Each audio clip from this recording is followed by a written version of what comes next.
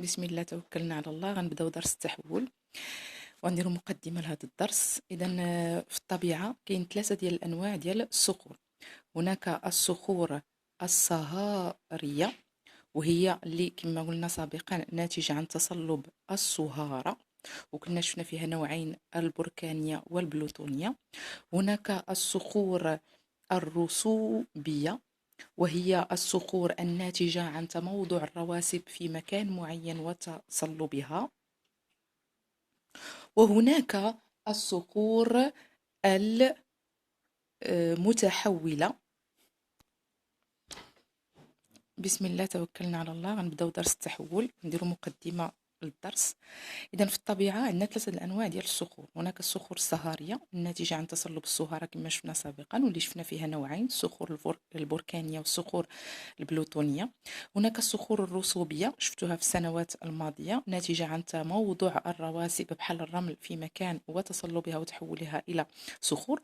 وهناك النوع الثالث اللي غنركزوا عليه خلال هذا الدرس، اللي هي الصخور المتحوله، وهي الناتجه عن تحول صخره بسبب تغير الظروف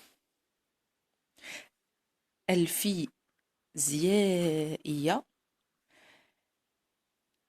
وهذه الظروف الفيزيائية هي إما الضغط أو درجة الحرارة أو هما معا، التي كانت تخضع لها الصخرة. متفقين؟ دونك كيف انا غادي نشرح؟ دونك مثلا شوفوا معايا في هذا الرسم هذا، هنا عندي ثلاثه ديال الطبقات الصخريه، ياك؟ وهاد الطبقات في البدايه كانت طبقات مستويه افقيه. من بعد طبقنا على هاد الطبقات، طبقنا عليهم قوى انضغاطيه. الوغ هنا ما عنديش فين ندير السهم، المهم طبقنا عليهم قوى انضغاطيه من الجانبين. وبما ان هاد الطبقات هشه، فهذه الطبقات انكسرت وحصلنا على فالق، وبفعل استمرار القوى الانضغاطية فالفالق أصبح تراكب. دونك ولا عندنا بحال هذا الشكل هذا. متفقين؟ ولات جزء من الطبقات راكب فوق الجزء الاخر.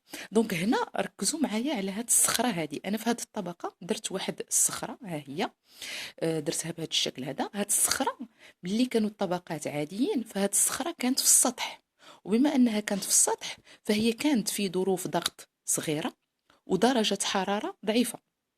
يعني كانت هاد الصخرة الظروف الفيزيائية اللي متأقلمة معهم هو ضغط صغير ودرجة حرارة صغيرة. علاش؟ لأن كانت في السطح، وأنا عارفين بأن السطح الظروف الفيزيائية كتكون ضعيفة، لا الضغط ولا درجة الحرارة.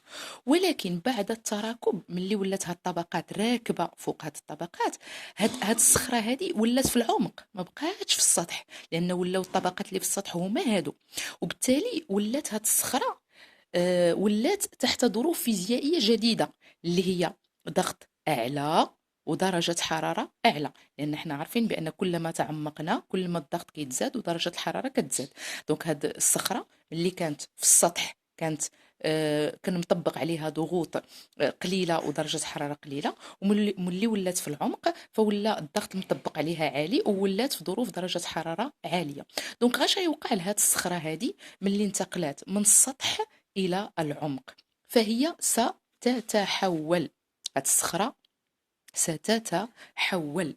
دونك ما معنى ستتحول؟ احنا عارفين بان الصخره هي مجموعه معادن. دونك الصخرة ملي كانت هنا في السطح كانت كتكون من معادن متأقلمة مع ظروف السطح اللي هي هذه. ملي غتولي الصخرة هنا في هذا الوسط هذا، وبالتالي غتولي خاضعة لظروف عالية من الضغط ودرجة الحرارة، ولا ظروف أعلى من الضغط ودرجة الحرارة، المعادن اللي كانوا كيكونوا الصخرة ما غيقدروش يصبروا لهاد الظروف الفيزيائية.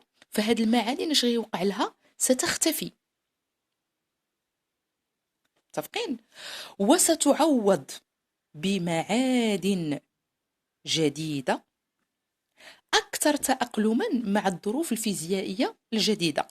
وهذا الشيء كله غيوقع للصخرة وهي في الحالة الصلبة. يعني الصخرة ماشي غتذوب ولا غتبقى في الحالة الصلبة ديالها، والمعادن اللي فيها غتختفي وغتعوض بمعادن جديدة أكثر تأقلما مع الظروف الجديدة فين ولات الصخرة اللي هما ضغط أعلى ودرجة حرارة أعلى.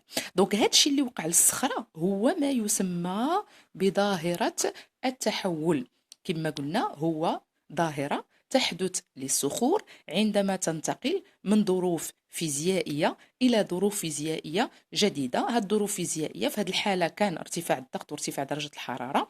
ممكن غنشوفوا في حالات أخرى أن السبب تيكون فقط ارتفاع الضغط، يعني أنك تنتقل الصخرة من واحد المكان اللي فيه ضغط أقل لواحد المكان اللي فيه ضغط أعلى، ولا شي مرة كيكون درجة الحرارة فقط هي السبب. الصخرة كتنتقل من مكان لدرجة الحرارة ضعيفة لمكان لدرجة حرارة قوية.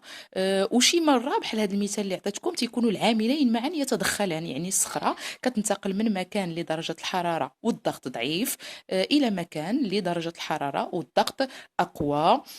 وفي هذا الإطار غنشوفوا إن شاء الله خلال الدرس أنواع التحول، ولكن دائما سواء كان الضغط بوحده اللي تيتدخل أو درجة الحرارة أو هما معا، فدائما ما يحدث هو أن المعادن القديمة التي كانت تشكل الصخرة تختفي وتعوض بمعادن جديدة أكثر تأقلما مع الظروف الفيزيائية الجديدة. هنا تنقولوا وقع للصخرة ظاهرة التحول. طبيعة الحال الصخرة ملي غادي يوقع لها ظاهرة التحول والمعادن اللي فيها غتختفي وتعوض بمعادن جديدة، غتولي عندنا عبارة عن صخرة متحولة، حيت تحولات حيت تغيرات. دونك غتولي صخرة متحولة. مثلا نعطيكم مثال، إلا كانت هاد الصخرة اللي في السطح هي الطين مثلا، بعد اختفاء المعادن وظهور معادن جديدة فغتولي مثلا عندنا صخرة جديدة سميتها الشيست. ما غتبقاش سميتها الطين، غيتغير الاسم ديالها حيت غتغير، حيت التركيبه ديالها تغيرات، دونك راه الصخره تغيرات، دونك غيولي عندنا مثلا الشيست عوض الطين. فوالا.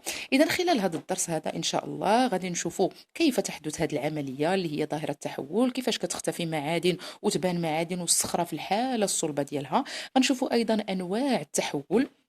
غادي نشوفوا ايضا الصخور المتحوله شنو المميزات ديالها من حيث البنيه من حيث المكونات، وشنو اللي كيميزها عن باقي انواع الصخور اللي هي الصخور الصهاريه والصخور الرسوبيه. دونك هادو اشياء كلها غادي نشوفوها ان شاء الله خلال هذا الدرس اللي هو درس التحول.